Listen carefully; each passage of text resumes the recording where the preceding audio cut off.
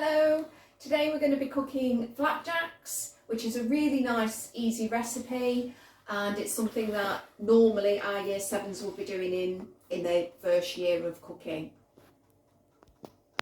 I'm sure you know the hygiene drill by now, so wash hands, cover gel nails with gloves, hair up, pity.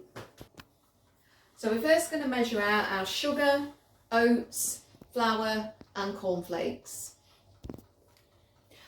So remember, when you put your plastic bowl that you're going to weigh out into, just remember to zero that before you put anything in. So you need 100 grams of sugar, 50 grams of oats, 50 grams of self-raising flour, and 75 grams of cornflakes, which we are going to crush up after we've weighed them. So now we're going to crush the cornflakes up. So I've just put them in a bag because I think this is the easiest and quickest way to do it. And just give them a little bit of a head start by crushing them and then just roll. So once you've measured out all of your ingredients, just pour the sugar, the crushed cornflakes, the oats and the flour into a mixing bowl.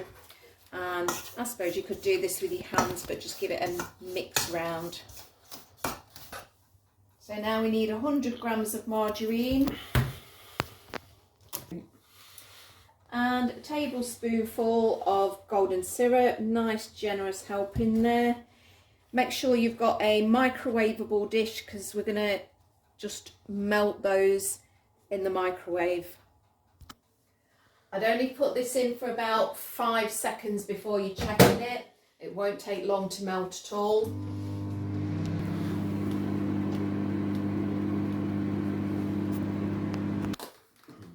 Okay, part of the way through, just give it a bit of a stir and then put back in until all the margarine is melted. Okay, so you can see that it's all melted and that's what you get left with.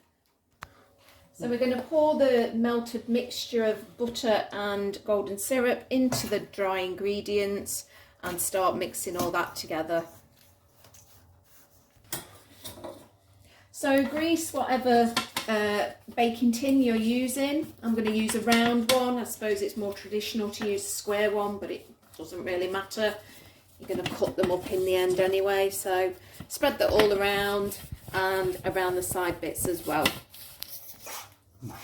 So a bit like making your cheesecake base, you kind of just spoon in your mixture into your tin and then just use your spoon to spread it and press it down.